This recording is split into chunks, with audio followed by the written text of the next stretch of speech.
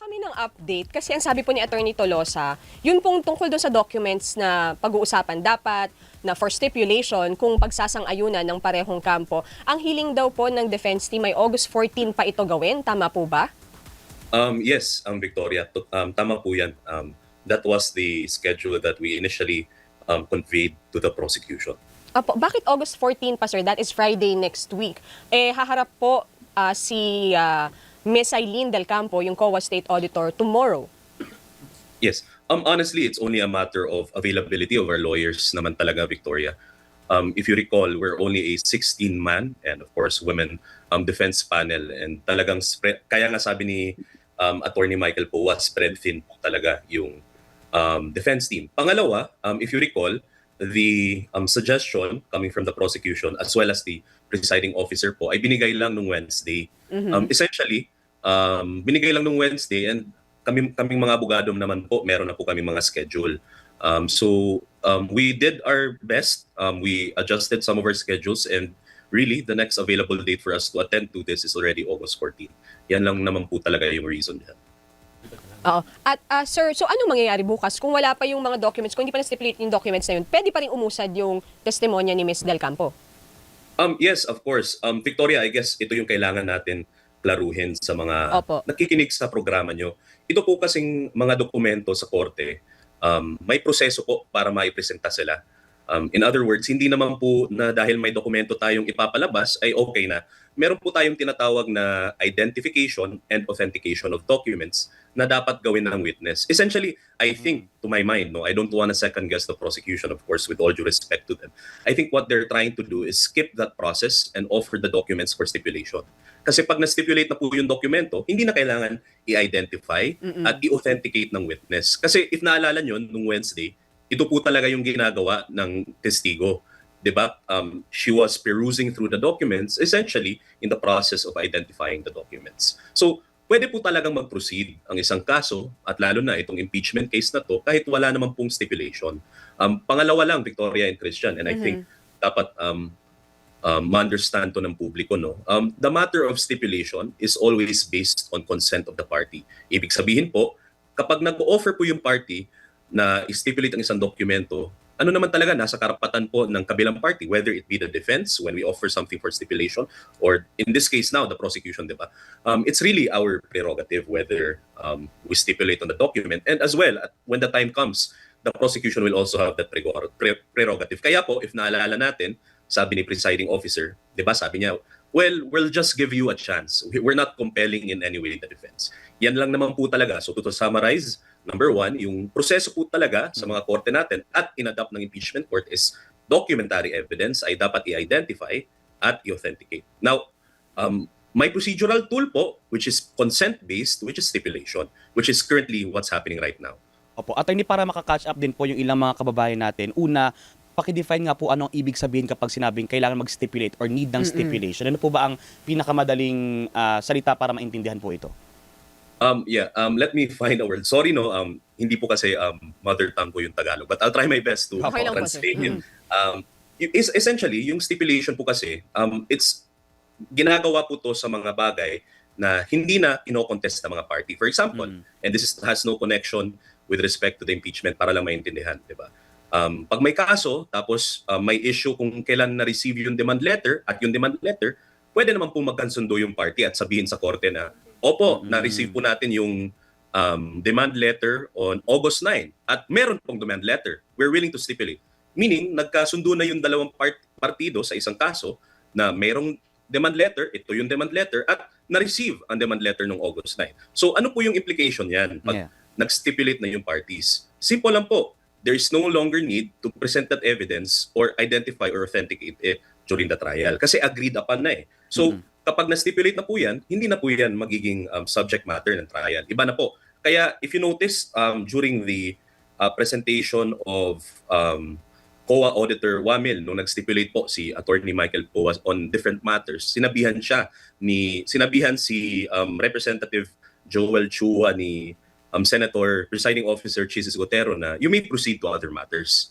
meaning hindi na po kailangan talakayin sa trial kasi nag-stipulate na nga yung mga parties. Apo, ano po ang posisyon ng defense team para po dun sa mga nagsasabi na maaaring delaying tactic daw po kaya hiniling na on a later schedule pa mapag-usapan yung dokumentong pinag-uusapan po natin? Well, we understand, no, people will always have their aspersions, mga komento po, mga perception, and really we respect that. But please, on the part of the defense, lest we be misconstrued, no, this is not delay. Ganito po kasi talaga yung sistema natin sa trial, no. Pag yung isang partido gusto magpresenta ng libo-libong dokumento, under the rules naman po, dapat i-identify, i-authenticate. So may proseso po talaga tayo sa pagpresenta ng ebidensya. Now, kung marami naman po talaga yung ebidensya at talaga pong tatagal ang pagpresenta nito, I think ito lang po yung request ko sa publiko. Ito kasi yung tinatawag naming mga abogado na boring parts of trial. Identification of documents, authentication of documents. Pero part po talaga to sa proseso natin. And the defense has all the right to be prudent and careful in examining these documents and refusing to stipulate if reasonable on certain circumstances. Kasi kami naman po, and I hope maunawaan po ng publiko, we're just representing our client, we're just being prudent and careful with respect to documents. Kasi dapat, kasi ganito kasi yan, Victoria and Christian. Apo. Once you stipulate, bound ka na by your stipulation. Diba? Yes. Pag sasabihin mo, okay, we stipulate on that document, hindi mo na pwedeng i-contest yan. You can no longer contest the authenticity of that document, the due execution.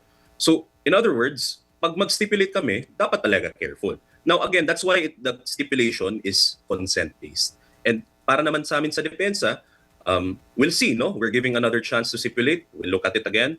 But if walang mangyari, we're not saying na wala, but pagkapag walang mangyari, we'll just go through the normal course of presenting evidence. Hindi naman kasi dapat fanfare yung isang kaso, di ba? It doesn't have to be exciting at all times. There are really, admittedly, and pasensya na po, meron talagang mga boring parts. Kaya nga, nung pre-trial marking, di ba? That was essentially one of the, quote-unquote, let me just put it in a very simple word, yung boring ng parte ng isang litigasyon. Kasi nag-identify lang po kayo ng dokumento, nagmamarka ng dokumento. And same lang po ito. I hope maintindihan po ng publiko na parte lang po talaga to ng proseso. At pagdating naman po sa depensa, at kung ayaw din mag-stipulate yung prosecution, or in the event na hindi kami magpa-stipulate, pupunta lang kami sa presentation, mangyayari din naman po sa amin yan. So it's really just part of the process. Nevertheless, I ask that yung mga publiko natin makinig kasi importante po din yung identification and authentication. Apo. So we just ask them to be patient, to listen and understand the proceedings. Apo. Attorney, isang malaking punto rin doon sa hearing noong Wednesday when we ended was may prima facie evidence daw na binulsa personal na ginamit ni Vice President Duterte yung confidential funds dahil may ganong provision doon sa circular na kung tama po ba, correct me if I'm wrong, kung hindi mapatunayan through the receipts or the documents ay ganon yung conclusion na you can make based doon sa joint circular. Ano po ang tugon muli ng defense team dito? Okay, thank you for that question, Victoria. No? But please allow me to answer that question without violating the subject Yes. rule. I confirm naman po talaga na may provision dyan sa joint circular na may presumption, may prima facie presumption.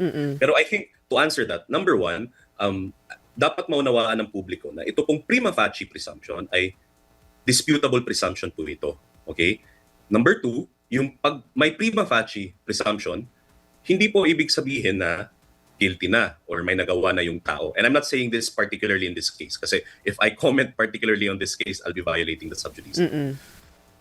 Now, number three, we have to clarify na assuming without conceding na merong prima facie presumption, hindi naman po talaga nagsishift yung burden of proof. What only shifts under our rules ay burden of evidence. Now, this is very technical, but essentially, yung burden of proof po is dapat mong i-prove na may nagawang mali, may nagawang krimen, may nagawang irregularidad yung isang tao, no? Without particularly referring to the impeachment case. Yung burden of evidence naman ay obligasyon ng isang party na magpresenta ng ebidensya kapag may prima facie case. Ito po yung sinasabi natin. Now, I will not comment further with respect particularly sa impeachment case kasi may sub judice rule po tayo. Pero ito lang po ang dapat intindihin ng publiko. Now, the matter of whether that presumption already exists is for the determination of the senator judges. Kung naalala nyo, yung interjection ni presiding officer Senator Cheese Escudero, tinatanong niya, di ba, kung nandyan na ba talaga yung presumption, if final na po ba, kailan po ba yung demand to liquidate, meron na po ba yan? Now, these are the questions that need to be asked by our senator judges to determine whether that provision of the joint circular already operates. Di po ba? I will not comment whether na-prove na ba yan or hindi pa, kasi I will now be delving into the merits of the case. But yan po yung titignan ng publiko, na yung mga senator judges po magde-decide whether that provision under the joint circular, that prima facie presumption already exists under the circumstances. At panghuli na lang, sir, quickly lang po. Binanggit kasi ni VP Sara the past days na yung nangyayari sa impeachment trial is bending the law.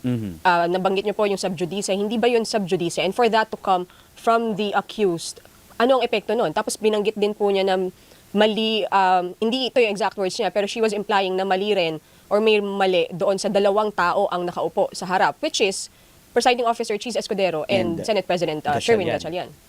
Yes. The sub judice rule kasi, Victoria and Christian, this applies to the evidence, the merits to be held. Now, I'm not the spokesperson of the Vice President, but admittedly, I'm one of her counsels. I think these are just one of the comments of a party, a litigant, on the proceedings of a case. Nangyayari naman po talaga ito sa ordinaryong kaso. Diba? A party, a litigant, can always express his or her sentiments sa mga nangyayari sa kaso niya. At hindi naman po ito bago. I think the only reason why it's publicized na may attention ay dahil nga siya ang vice presidente at siya na yung nasasakdal.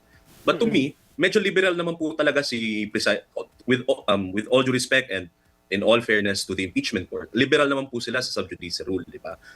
I will not refer to any personalities, but maraming nagdi-discuss, di ba? Kami sa defense, we're careful, but really, I think the essence of sub judice rule is kapag you're already advocating the findings, the evidence, the merits of the case outside the impeachment court.